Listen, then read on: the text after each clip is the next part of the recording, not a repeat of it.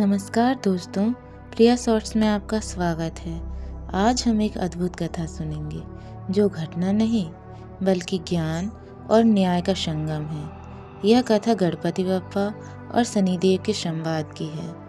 जो इसे श्रवण करता है उसका जीवन मंगलमय हो जाता है। शनिदेव के दुष्प्रभाव समाप्त हो जाते हैं और बुद्धि की वृद्धि होती है। कैलाश पर्वत पर उत्सव का माहौल था। माता पार्वती ने अपने तप से गणेश जी को उत्पन्न किया था। भगवान शिव, समस्त देवता और ऋषि वहां उपस्थित थे। भव्य सजावट, मधुर गुंजायमान था। देवता गणेश जी का पूजन कर रहे थे, उन्हें आशीर्वाद दे रहे थे। पार्वती जी गर्व से मुस्कुरा रही थीं, लेकिन तभी उनकी दृष्टि एक ओर गई। शनिदेव एक ओर खड़े थे, सिर झुकाए, गंभीर मुद्रा में। पार्वती जी मुस्कुराकर बोली, हे शनिदेव, आप क्यों पीछे खड़े हैं? क्या मेरे पुत्र का दर्शन नहीं करेंगे? क्या आपको प्रसन्नता नहीं हुई? शनिदेव ने विनम्रता से कहा, देवी, मैं आपके पुत्र को हृदय से प्रणाम करता हूँ। वह अद्वितीय है, संसार का मंगल करने वाला है। किंतु मेरी दृष्टि बड़ी प्रचंड है। जो भी मेरे नेत्रों में सीधा देखता है उस पर दुर्भाग्य का प्रभाव पड़ता है। मैं नहीं चाहता कि आपके पुत्र को मेरी दृष्टि से कोई अनिष्ट हो। पार्वती बोली, हे शनिदेव, आप न्याय के देवता हैं। आपका आशीर्वाद ही तो सबका मंगल करता है। फिर यह संकोच क्यों? कृपा करके मेरे पुत्र को देखें और उसे आशीर्वाद दें। शनिदेव बोले, देवी, मेरी दृष्टि में ग्रहों की शक्ति है। जब मैं किसी पर दृष्टि डालता हूँ तो उसके जीवन में परिवर्तन आता है। कई बार यह अशुभ भी होता है। मैं आपसे प्रार्थना करता हूँ, मुझे ऐसा करने के लिए बाध्य न करें। पार्वती जी बोली, मेरा पुत्र सर्वशक्तिमान है। उसकी बुद्धि और बल से ब्रह्मांड चलेगा। आपकी दृष्टि का प्रभाव उस पर क्यों पड़ेगा?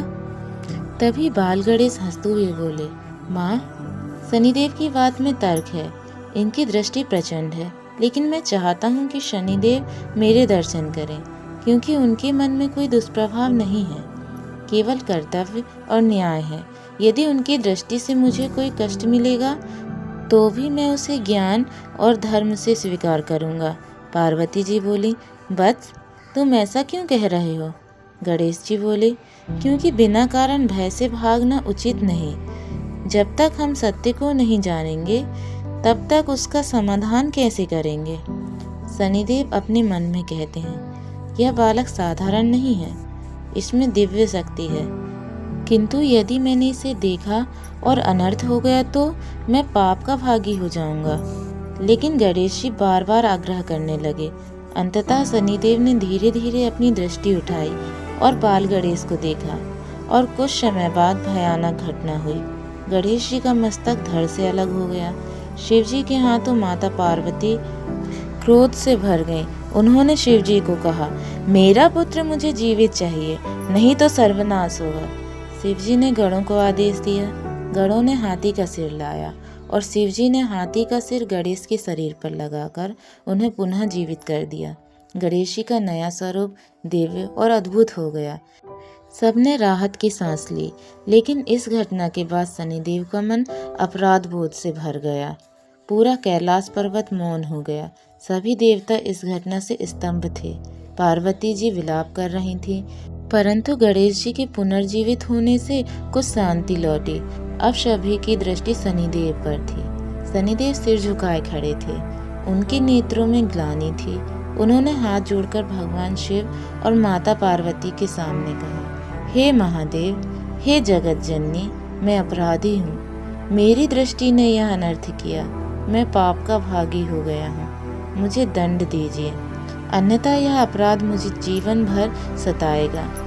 भगवान शिव ने कहा, हे शनिदेव, तुम न्यायप्रिय हो, धर्मनिष्ठ हो। तुम्हारा उद्देश्य अनिष्ट करना नहीं था। जो हुआ वह केवल सहयोग नहीं बल्कि नियति का नियम था। परंतु तुम्हारे मन का बोझ मैं समझता हूँ। तुम्हारा अपराध भाव तुम्हें खा जाएगा।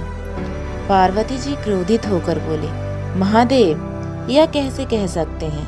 मेरे पुत्र का यह रूप देखो। यह सब इनकी दृष्टि का परिणाम है।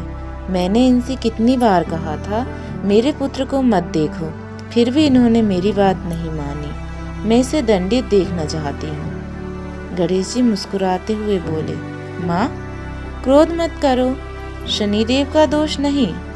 उन्होंने चेतावनी दी थी। मैंने ही आग्रह किया था कि वे मुझे देखें। यह मेरी इच्छा थी, उनकी नहीं। फिर भी दोषी कैसे? पार्वती जी आश्चर्य से बोली, वत्स, तुम उन्हें बचा रहे हो? गणेश जी बोले, हाँ माँ, क्योंकि न्याय यही है।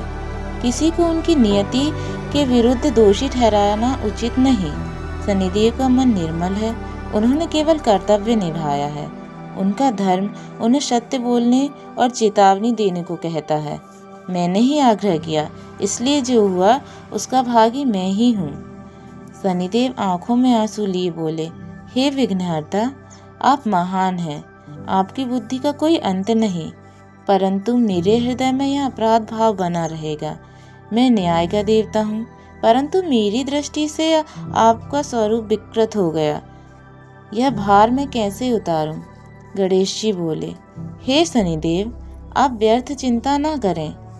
संसार में जो कुछ होता है वह केवल हमारी दृष्टि से नहीं, बल्कि कर्मों और नियति से भी होता है। आप केवल एक माध्यम बने।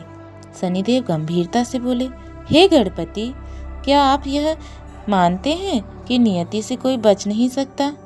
सब कुछ पूर्व निर्धारित है, तो मेरे प्रयास व्यर्थ क्यों न माने जाएं? गणेश जी बोले, प्रश्न अच्छा है शनिदेव। नियति और पुरुषार्थ का संबंध गहरा है। नियति वह है जो हमारे कर्मों का फल है, और पुरुषार्थ वह है जो हमें कर्म करने का अवसर देता है। यदि सब कुछ पूर्व निर्धारित होता है तो धर्म, नीति और न्याय का कोई मूल्य नहीं रहता। इसलिए यह सत्य है कि कुछ बातें नियति के अधीन होती हैं, परंतु बहुत कुछ हमारे पुरुषार्थ से बदल सकता है।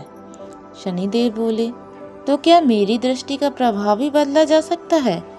गणेश जी बोले, हाँ, यदि कोई धर्म का पालन करे, सत्य का अनुसरण करे और आपके प्रति श्रद्धा रखे, तो आपकी दृष्टि का अनिष्ट नहीं कर सकती।